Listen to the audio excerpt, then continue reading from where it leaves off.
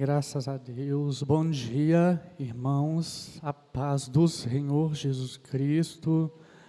Te convido a ficar de pé para nós orarmos, iniciarmos o nosso culto desta manhã. Teremos agora a nossa escola bíblica dominical, onde nós daremos prosseguimento nos ensinamentos acerca dos 5 solas da Reforma Protestante. Vamos orar, agradecendo ao Senhor Deus, pedindo Ele a sua bênção para nós nesta manhã. Pai amado, Deus eterno, Santo Deus, eis-nos aqui reunidos mais uma vez para glorificar o Teu santo nome. Nós nos achegamos a Ti, Senhor, confiados na pessoa e na obra de Jesus Cristo. Ele é o nosso Senhor, o nosso Salvador, o intercessor, o mediador que nos representa junto a Ti. E nós Te agradecemos, ó Pai, pelo Filho, por Sua grandiosa, maravilhosa obra, que nos abriu um novo e vivo caminho, pelo qual nós podemos entrar em Tua presença, nos achegar confiantemente junto ao trono da graça, crendo que o Senhor nos ouve e nos atende. Te damos graças por mais um dia de vida que o Senhor nos proporciona, mais um domingo que o Senhor nos dá, para que possamos nos reunir como igreja do Senhor e prestar a Ti o nosso culto, e pedimos a Tua bênção, ó Deus, a tudo que fizermos nesta manhã. Nos dê a Tua graça, que o Espírito do Senhor realize a boa obra em nós, que nesta manhã Ele nos console, Ele nos edifique, Ele nos exorte para a glória do Teu nome. Por meio deste estudo, ó Deus, que será dado, que Ele abra nossos olhos espirituais, que Ele ilumine nossas mentes para compreenderem a Tua palavra, e que Ele abra nossos corações para receberem a Tua palavra com fé genuína. Que a Tua palavra seja espírito e vida para nós, que ela nos vivifique, que ela nos santifique nesta manhã, para a glória do Teu nome, ó Deus. Te agradecemos, crendo que o Senhor nos ouve, e pedimos, fica conosco, em nome de Jesus, amém. Podem se assentar. Vamos, irmãos, entrar aqui hoje no 4º sola da Reforma Protestante. Até o momento, nos domingos anteriores, nós vimos o sola gratia, que é somente a graça, solus Christo, que é somente Cristo, sola fide, que é somente a fé, e hoje nós veremos o sola scriptura, que é somente a Escritura. E é muito interessante que uma das principais ênfases que foi dada lá no século XVI, quando ocorreu a Reforma Protestante, foi sobre a importância da centralidade da Escritura. Quando eu digo Escritura, eu me refiro à Bíblia Sagrada, o que nós conhecemos hoje como Bíblia Sagrada. Um dos conceitos que foram resgatados foi esse, da centralidade da Escritura para a fé cristã. Para os reformadores da época, e até hoje nós cremos que é assim, Deus revela a si mesmo nas Escrituras. E essa revelação de Deus nas Escrituras, ela ocorre por meio de linguagem humana, ou seja, numa linguagem em que nós, seres humanos, consigamos compreender, consigamos entender.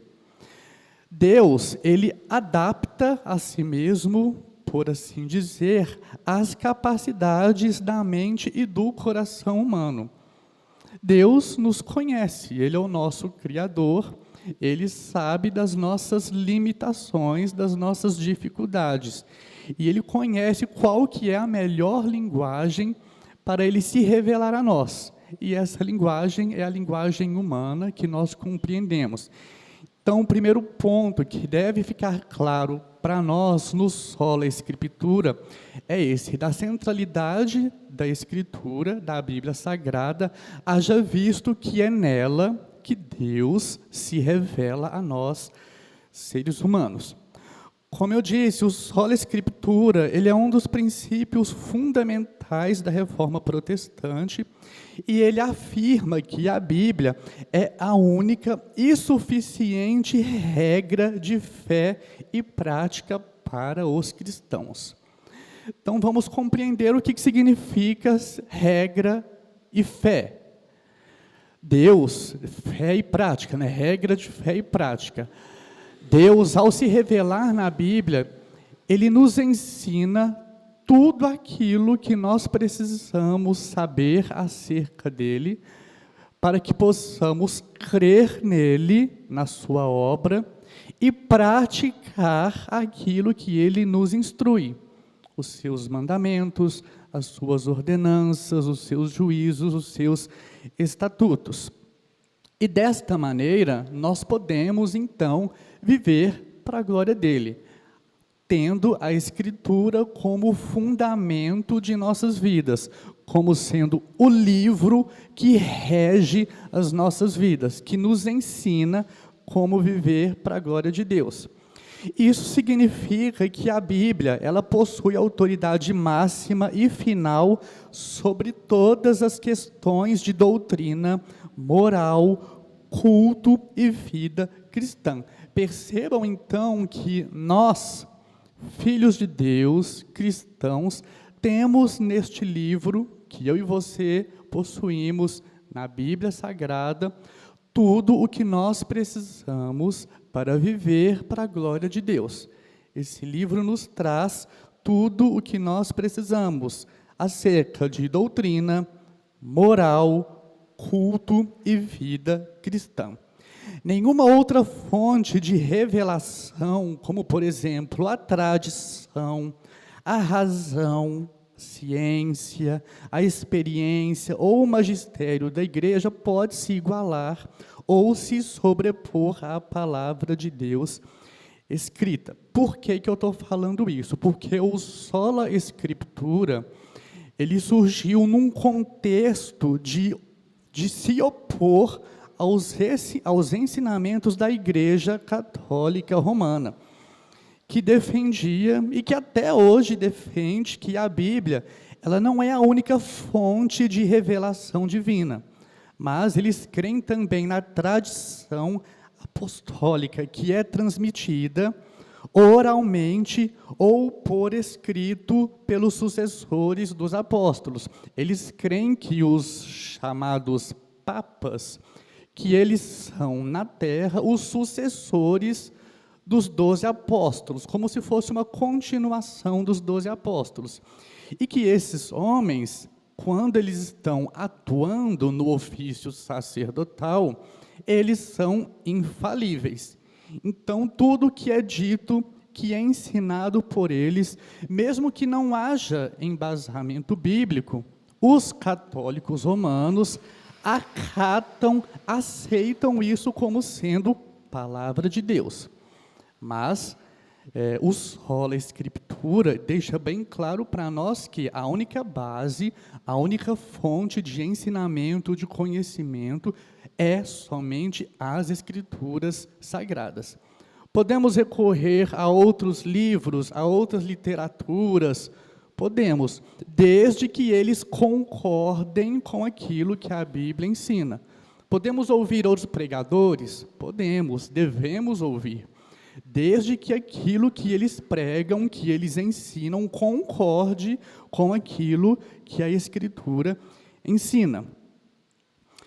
Por que eu disse isso, né? Novamente, a Igreja Romana daquela época, da Idade Média, ali do século XVI, e até hoje, eles afirmam que o Papa, os bispos, quando eles exercem o seu ofício de ensinar, eles são assistidos pelo Espírito Santo, e ali eles desfrutam de uma infalibilidade, ou seja, eles são tidos como infalíveis em questões de fé e de moral. Portanto, para os romanistas, a interpretação da Bíblia, ela deve estar de acordo com o sentido que a Igreja Romana lhe atribui. Não sei, né, se em tempos passados alguns de vocês frequentaram a Igreja Católica Romana, mas quem já frequentou ou já estudou acerca da Igreja Romana sabe que a instituição em si, ela fala mais alto do que tudo.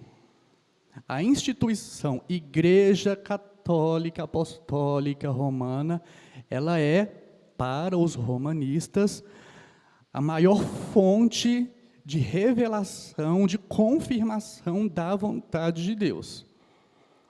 Então, percebam aí como é uma ideia traiçoeira, perniciosa, que pode nos levar à queda, porque a partir disso, desse entendimento, e crendo, né, não, o homem de Roma, dito Papa, ou os bispos que servem com ele, são homens infalíveis, então eu posso confiar em tudo que eles me disserem, seja de que maneira for. Não é assim. Nós não podemos confiar em nada que nos é dito, que nos é ensinado, desde que não concorde com as Escrituras. Então, aí já fica o primeiro ponto. O sola Escritura, somente a Escritura, nos traz esse ensinamento. O único fundamento, a única base para o nosso ensino, a nossa instrução, o nosso conhecimento, deve ser somente ali, ó, aquele conteúdo que se encontra na Bíblia Sagrada. Um ponto muito importante que tem que ser ressaltado não é a igreja que invalida as Escrituras, mas o contrário, são as Escrituras que validam a igreja, que dizem se ela está correta em suas doutrinas, em seus ensinamentos, em sua liturgia. A Escritura, ela interpreta a própria Escritura. Não é a tradição ou os ensinamentos de bispos e papas. Novamente, as Escrituras, elas são a fonte primária de todo o conhecimento que nós cristãos precisamos para viver para a glória de Deus. Então, guardem essa informação. Somente a Escritura, o próprio termo já é muito claro, né? Somente a Escritura. Somente a Escritura é a base para as nossas vidas. Tem alguma dúvida? Bernard, em relação a esse assunto, como é que é? Vá na Bíblia. Você pode conversar com o seu pastor, buscar orientação, ele vai te dar orientação. Mas aí você precisa ter também conhecimento para poder saber se aquilo que o seu pastor ou qualquer outra pessoa, se aquela informação que ele está te dando é bíblica. Por isso, fica aí o alerta, né? Conheçam a Bíblia, leiam a Bíblia, procurem saber os ensinamentos de Deus para nós neste livro. E aí, né, estou afirmando aqui que a Escritura, ela é somente, ela é a fonte primária, ela é a base para todo o conhecimento que nós precisamos da parte do Senhor. Talvez, diante disso, alguém possa perguntar, Bernard, quer dizer então que eu não posso mais ler nenhum outro livro? Não posso ler um livro de filosofia, um livro de ciência, eu não posso mais estudar outros assuntos, vou estudar só a Bíblia agora? Não, não é isso. Somente a Escritura ensina que ela é a fonte primária, desse conhecimento para nós. A Escritura, ela tem o sentido de um corpo escrito e autorizado, que nós chamamos de canônico, que são dados pelo próprio Deus. Isso é muito importante ser considerado, porque senão a gente fica naquela ideia travada de que estudar ciência, estudar outros assuntos podem desviar da nossa fé, podem ser perniciosos. Dependendo do assunto, realmente pode ser sim, não apenas do assunto, mas também da sua vida cristã, da sua vida espiritual. Se você é uma pessoa rasa de conhecimento cristão, você pode ser tendencioso, você pode ser arrastado por outras doutrinas, por outros ensinamentos que pareçam mais interessantes, mais corretos, segundo a lógica humana, segundo a razão humana. Isso pode acontecer, mas se você é uma pessoa que lê a Bíblia, que se aprofunda, que entende esse princípio do somente a Escritura, você vai ler outros livros, outras literaturas com esse olhar, de que eles podem te dar alguma informação importante, alguma informação que te acrescente, desde que concorde com aquilo que a Bíblia ensina. Então, somente a Escritura não exclui o estudo, a leitura de outros livros. Podemos fazer outras leituras, desde que elas concordem com aquilo que a Bíblia nos traz. Um dos pontos a serem considerados acerca da Escritura é de que ela é um livro divinamente inspirado. Deus, como eu disse no início, ele se revela nas Escrituras. A iniciativa dessa revelação ocorrer é de Deus. É Ele quem decide se revelar a nós, seres humanos. E a partir disso, Deus levanta homens, levantou, na época, os escritores bíblicos e os capacitou e os inspirou para que eles pudessem escrever esse conteúdo que hoje nós temos e chamamos de Bíblia. Todos os livros que compõem a nossa Bíblia, eles são recebidos como inspiração divina. Tanto o Antigo quanto o Novo Testamento. Eles se encontram em pé de igualdade. E ambos são considerados por nós cristãos como Escritura divinamente inspirada. Então, entendam, Antigo Testamento e Novo Testamento, um não é melhor ou pior que o outro. Ambos se encontram em pé de igualdade. Ambos são importantes, são essenciais para o nosso conhecimento, para a maturação da nossa fé cristã. Então, nós não podemos desconsiderar um livro e falar, não, agora, já que eu estou na graça e a época da lei já se foi, eu vou ler só o Novo Testamento. Quero saber de nada que o Antigo diz. Não. Devemos ler o Antigo Testamento e o Novo, porque ambos são complementares. Um é a continuação do outro. Um fala sobre o outro. O Antigo fala sobre o Novo fala sobre o Antigo. Então, para entender ambos, precisamos de ambos. Para eu entender o Novo, eu preciso conhecer o Antigo. Para eu conhecer, para eu compreender o Antigo, eu preciso conhecer o Novo também.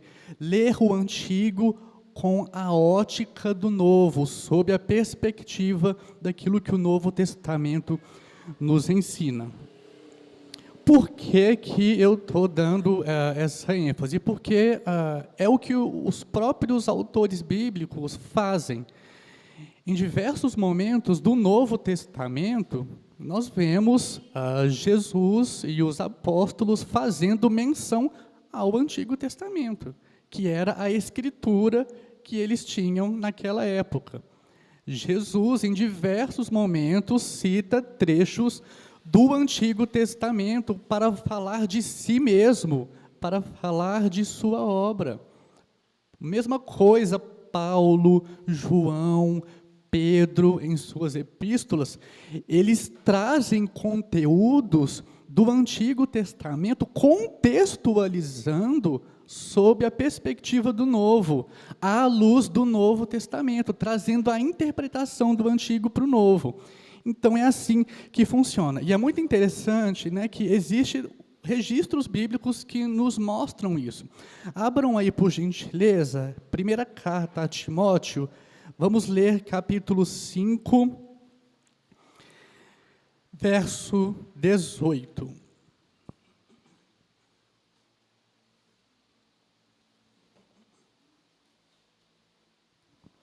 1 Timóteo 5, verso 18. E aí, nesse trecho, nós vamos ver o apóstolo Paulo dando uma instrução, um ensinamento a Timóteo, mas ele faz isso a partir de textos citados anteriormente. Diz assim: pois a Escritura declara, não amordaces o boi quando pisa o trigo, e ainda o trabalhador é digno do seu salário.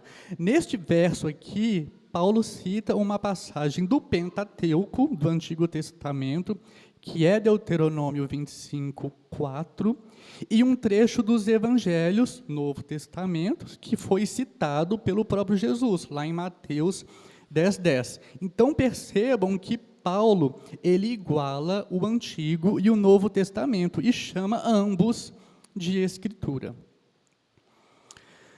O sola Escritura, somente a Escritura, se baseia em diversos textos bíblicos que mostram que a Bíblia é inspirada por Deus, que ela é inerrante, ou seja, ela está livre de contradições, livre de erros. Ela é infalível, ou seja, é incapaz de falhar, no que se refere a assuntos de fé e de prática. A Bíblia, como eu disse, ela é clara, ela é suficiente e necessária para a salvação e o crescimento espiritual dos crentes. Então, percebam aí quão grande é a importância das Escrituras bíblicas para nós, que nos dizemos filhos de Deus, que nos dizemos discípulos de Jesus. Ser discípulo de Jesus implica, inevitavelmente, em conhecer e seguir os seus ensinamentos. Como que uma pessoa é discípulo da outra, sendo que ela não conhece aquilo que o mestre dela ensina? Então, fica aí a reflexão para você, para mim, se nós realmente estamos aí à altura desse título de discípulo de Jesus. Ser discípulo é ali, ó, seguir na pisada do seu mestre. A ideia principal que nós devemos guardar acerca desse ensinamento, da inerrância bíblica, da infalibilidade bíblica, é: se Deus é perfeito, e Ele não erra, e Ele não falha, logo as suas palavras, aquilo que Ele nos ensina, são também inerrantes e infalíveis. Vamos agora, então, entrar em alguns textos bíblicos que nos trazem esse entendimento. Salmo de número 19, vamos ler a partir do verso 7.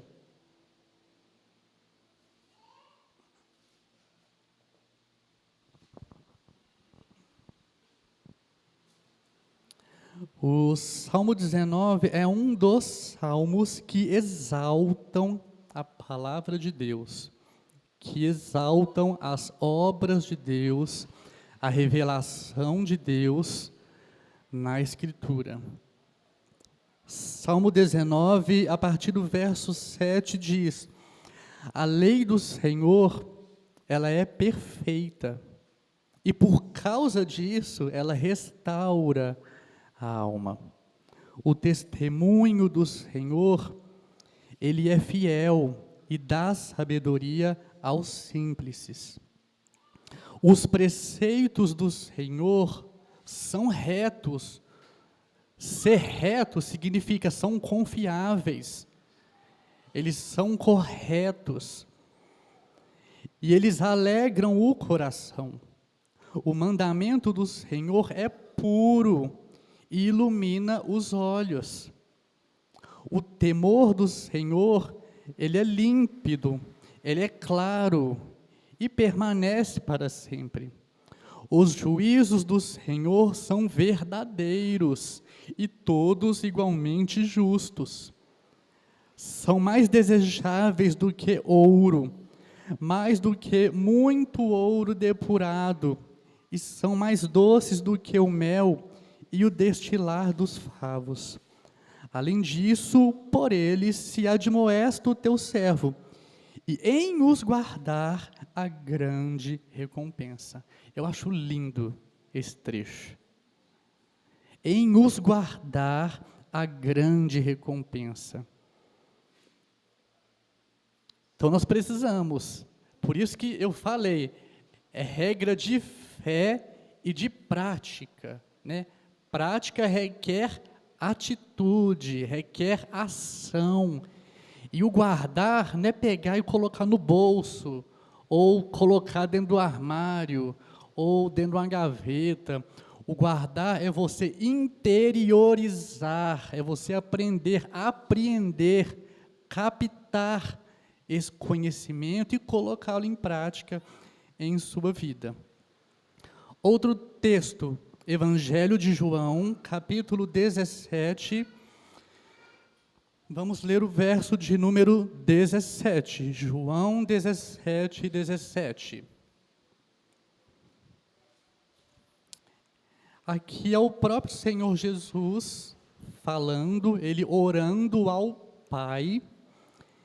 E esse trecho aqui é um trecho muito interessante. Ele diz, santifica-os aqui é em relação aos discípulos de Jesus. Nós podemos nos incluir. Santifica-os na verdade. A tua palavra é a verdade. Jesus confirma, a palavra de Deus registrada na Bíblia, na Escritura, é a verdade. E é por meio desta verdade que nós somos instruídos, que nós somos aperfeiçoados, que nós somos santificados, mediante a ação do Espírito Santo em nossas vidas. Então percebam, novamente, a grande importância da Escritura para nós.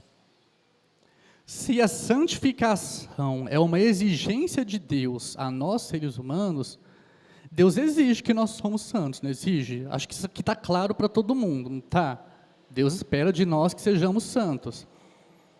Mas essa santificação, ela ocorre por meio do conhecimento da Bíblia, por meio da leitura e da vivência bíblica, dos ensinamentos que nós aprendemos aqui.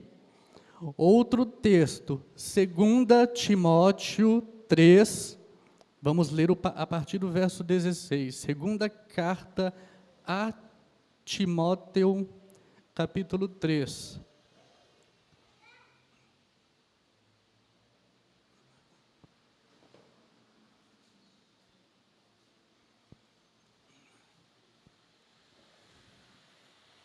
Diz assim, toda a Escritura é inspirada por Deus. Olha aí o conceito da inspiração divina na Escritura. Toda a Escritura é inspirada por Deus e é útil para o ensino, para a repreensão, para a correção e para a instrução na justiça, para que o homem de Deus seja apto e plenamente preparado para toda boa obra. Mais um texto que é muito claro sobre quão essencial é a Escritura, o conhecimento dela para nós.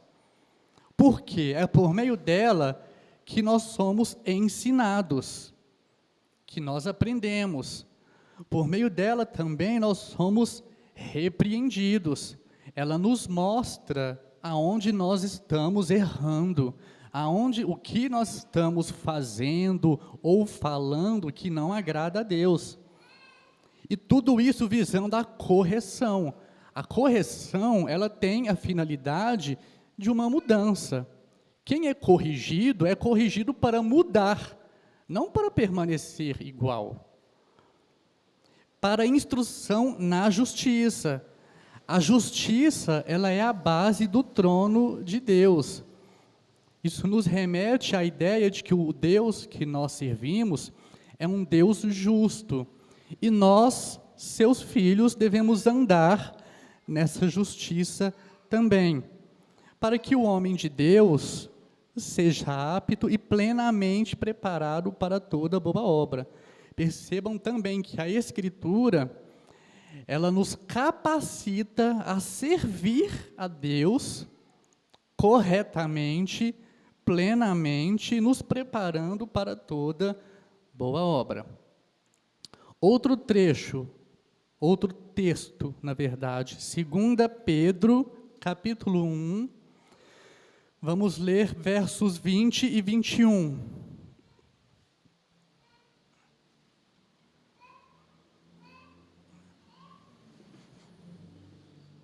Lá no finalzinho da Bíblia, 2 Pedro, capítulo 1, a partir do verso 20.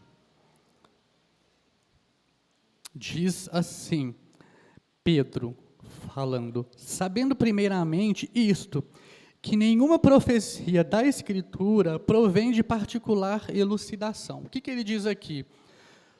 Todo escrito bíblico, todo escrito profético, não é a própria pessoa que escreve da própria cabeça. Ela chega assim, não, vou escrever isso, isso, isso. Aí vai virar a Escritura. Eu vou escrever tal, aí vai virar a Escritura. Pedro diz que não. Que aquilo que nós consideramos como Escritura possui uma fonte, que é o que ele diz na sequência. Porque nunca, jamais, qualquer profecia foi dada por vontade humana. Entretanto, homens santos falaram da parte de Deus, movidos pelo Espírito Santo.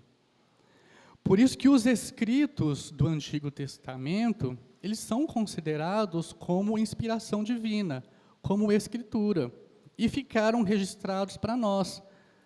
Porque aquilo que Moisés falou da parte de Deus, é Deus falando para o seu povo. Aquilo que Davi falou da parte de Deus, é Deus falando para o seu povo. O que Isaías, Jeremias, Miqueias, Amós, Joel, todos os profetas falaram do Senhor para o seu povo, é Deus falando a nós. E mesmo que sejam situações históricas que ocorreram no passado distinto, há um ensinamento, há um princípio ali, naquele texto registrado, que nos traz um ensinamento para nós ainda hoje.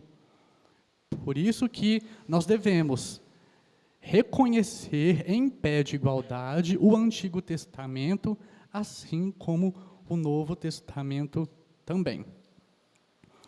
Nós devemos guardar a seguinte afirmação: Deus fala comigo, Deus fala com você somente na Escritura. É somente por meio dela que ele vem a nós. A revelação suprema de Deus aos seres humanos é por meio da Escritura. É por meio daquilo que nós lemos nela ou ouvimos dela que o Espírito Santo realiza a chamada eficaz, a vocação eficaz que nos leva à regeneração. Quando afirmamos a Escritura como única palavra de Deus e o fato de ela ser inspirada, inerrante e infalível, nós afirmamos que temos o único fundamento racional para interpretar a vida. Irmãos, entendam racional aquilo que nós conseguimos compreender. Algo racional é algo que nós compreendemos. Vou trazer um exemplo aqui. Se chegar um russo e entrar e começar a pregar a Bíblia aqui na frente, vai ser racional? Para mim não vai. Não sei, de repente alguém aqui entende de russo, vai conseguir entender a mensagem, mas eu não conseguiria. Eu não conseguiria aprender nada. Então, para mim, não seria útil, não seria inteligível. Por isso que nós temos aí a Bíblia traduzida em todos, ou, salvo engano, na grande maioria dos idiomas e dialetos. A Bíblia hoje se encontra disponível a todos os idiomas. Algo que no passado, lá na Idade Média, na época de Lutero, não era assim. A Igreja Romana, eles eram os detentores da Bíblia, do conhecimento bíblico, e tudo o que era ensinado era em latim. Então, as pessoas deveriam entender a língua latina para conseguir compreender aquilo que era dito nas missas, nas reuniões realizadas naquela época. E interessante que logo quando Lutero se levantou com as suas 95 teses, uma das grandes preocupações dele era trazer o escrito bíblico para a língua da época. No caso deles ali, o alemão. Então, a Bíblia foi traduzida para o alemão visando o quê? Olha, toma, isso aqui é para você ler. Não é para ficar na mão de uma única pessoa ou de uma instituição e eles monopolizarem o conhecimento. Não, todos têm que ter Bíblia. Acessível, no seu idioma, na linguagem clara, perceptível. Então, nós precisamos, hoje em dia, valorizar isso. Porque se nós vivêssemos naquela época, seria difícil, seria complicado. A Escritura, ela é suficiente para vivermos para a glória de Deus e para termos vida eterna. Porque é mediante o conhecimento da Bíblia, a leitura, ouvir a pregação da palavra, que nós conhecemos sobre a pessoa e a obra de Jesus Cristo. Sem conhecimento bíblico das Escrituras, não há salvação. Sem conhecer as Escrituras, não é possível ter vida eterna e nem viver para a glória de Deus. Então fica aí a recomendação novamente para um maior empenho da nossa parte na leitura, no estudo da palavra. Eu trouxe aqui, para poder, como eu fiz das outras vezes, um trecho daquilo que a Confissão de Fé Batista de 1689 ensina acerca das Escrituras. Então, eu vou ler aqui para vocês. Lá no capítulo 1, diz assim, sobre as Sagradas Escrituras. Parágrafo 1. As Sagradas Escrituras são a única, suficiente, correta e infalível regra de todo conhecimento, fé e obediência salvíficos. Embora a luz da natureza e as obras da criação e da providência manifestem a bondade, a sabedoria e o poder de Deus, a ponto de tornar os homens indesculpáveis, ainda assim não são suficientes para oferecer aquele conhecimento de Deus e de sua vontade, que é necessário para a salvação. Portanto, aprove ao Senhor, em diversas ocasiões e de muitas maneiras, revelar-se e declarar a sua vontade para a sua igreja.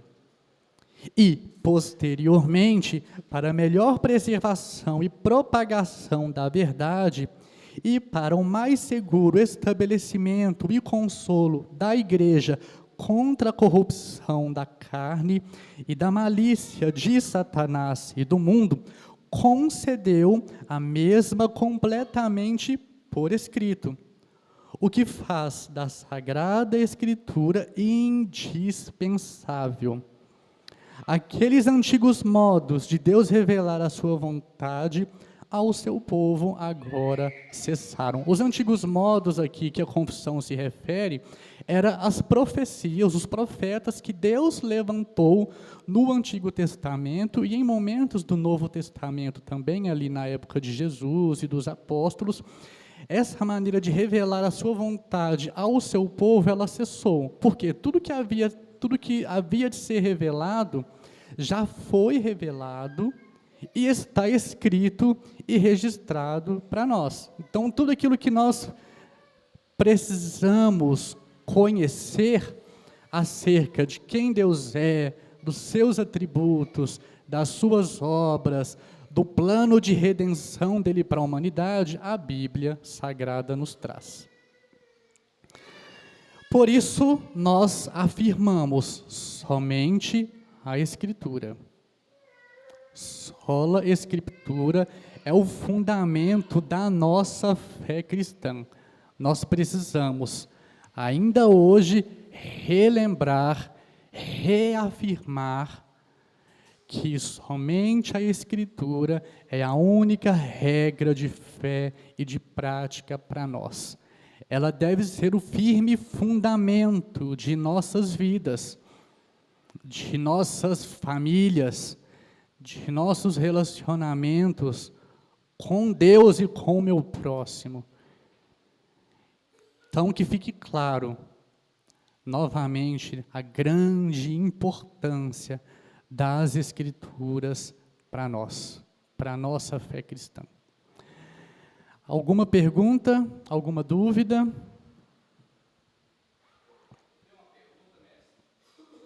Pois não.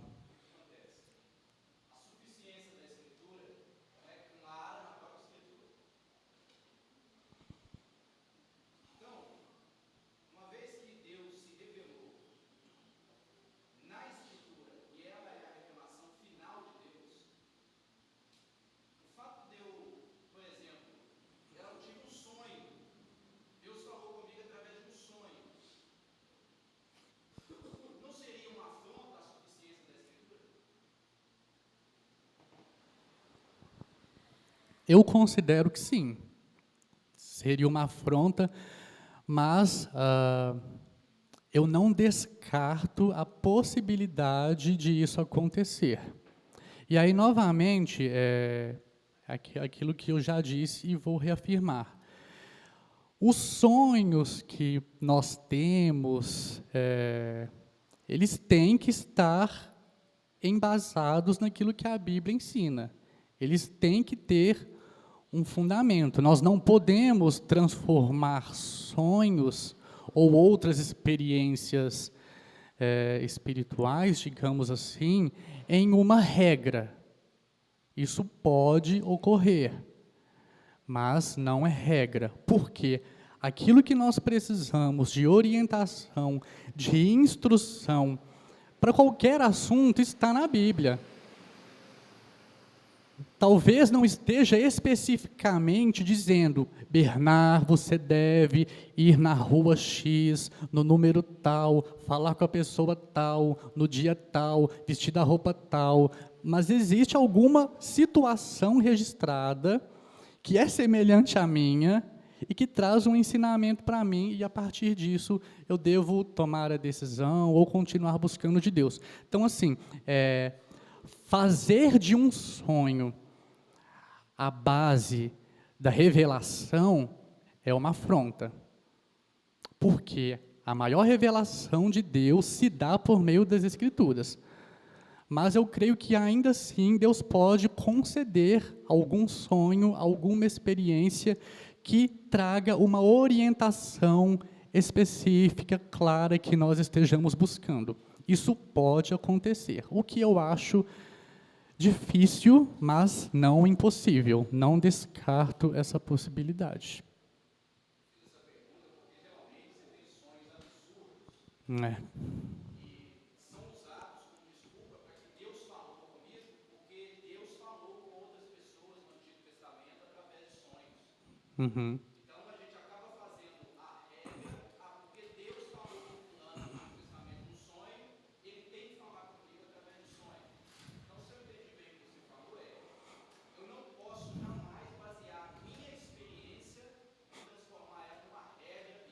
Isso.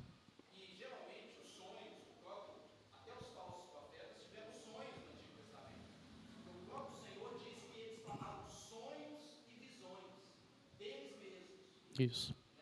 E aí me faz, eu compreendi bem esse ponto, e eu estou de acordo com ele, só que eu entendo o seguinte: a regra, por exemplo, da profecia no Antigo Testamento, era basicamente a seguinte: toda a profecia de Deus ela tinha três critérios: consolar, exortar e edificar. Esse era o critério básico para se validar uma profecia, se ela vinha do Senhor. Ou ela consolava, ou ela edificava, ou ela exortava. Então eu poderia usar esse princípio para validar o sonho, porque eu tenho um sonho, por exemplo, que eu estava caminhando sobre as águas. Isso não significa nada, porque isso não me exorta, não me disciplina e nem me consola. Então, às vezes, tem esses sonhos que, inclusive, também Que não dizem nada, né? podem ser frutos da própria experiência psicológica do indivíduo. Da imaginação, né? Da expectativa. Isso é evidente, né? Existem áreas da ciência que hoje comprovam que pessoas que estão passando por pressões extremas acabam sonhando com situações de pressão ou de alívio dessa pressão, né? Então, ou seja, eu entendo que uma vez que o sonho ele pode ser uma exceção de Deus falando comigo, ainda assim ele precisa passar pelo crivo da exortação, edificação e consolo. Se eu sonhei que eu estava caminhando sobre as águas, né, e vi um homem vestido de branco, isso não significa nada. Significa apenas que eu sonhei, porque isso não me edificou, não me consolou e não me exortou em nada. Posso usar esse princípio da profecia para validar um sonho? Sim, com certeza. Dentro desse assunto de sonhos, né? Eu vou contar uma experiência. Na verdade, assim, né? Quem me contou foi a minha esposa, Ana Luísa, né? Que eu estava dormindo, aí foi até essa semana. Aí, quando eu estava dormindo, normalmente, assim, eu não sou o tipo de pessoa que fala durante a noite. E que eu estava, tipo, amém, amém, amém. Só que... Então, assim, provavelmente eu tive algum sonho, mas eu não me lembro, né? Então, que ela me perguntou, o que você sonhou de noite? Eu falei, não sonhei nada. Mas a boca, né, estava lá falando, amém, amém. Então, assim, alguma coisa aconteceu, mas, enfim, não sei o que era. Pastor Marco.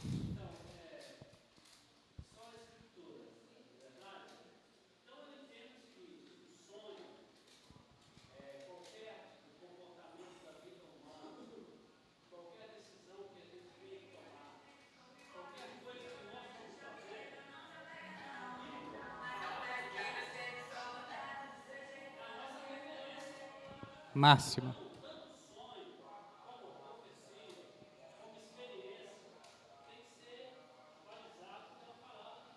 Exatamente.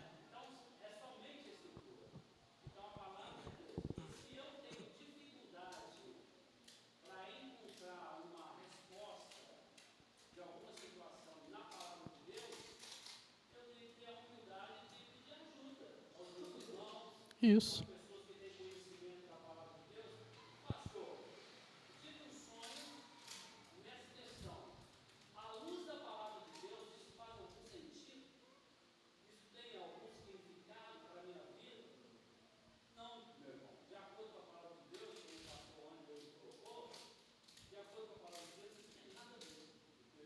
Uhum.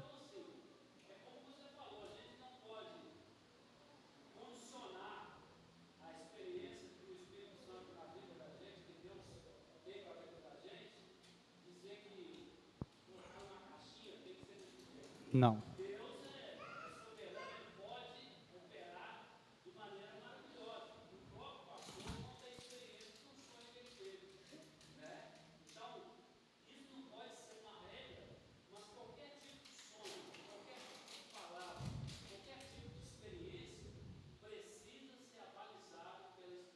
Exatamente.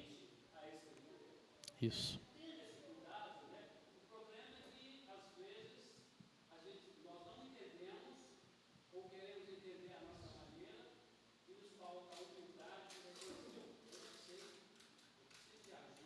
Isso.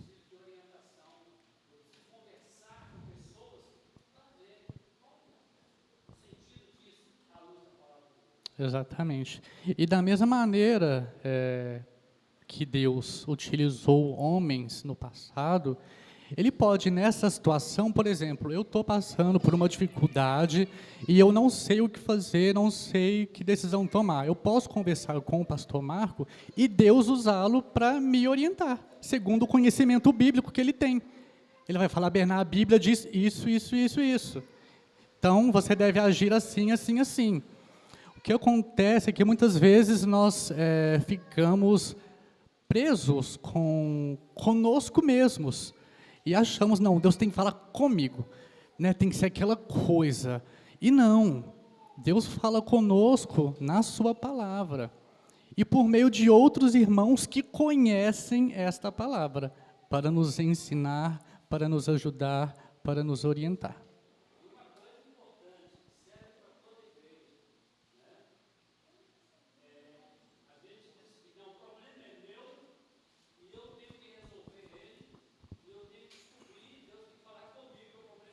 É.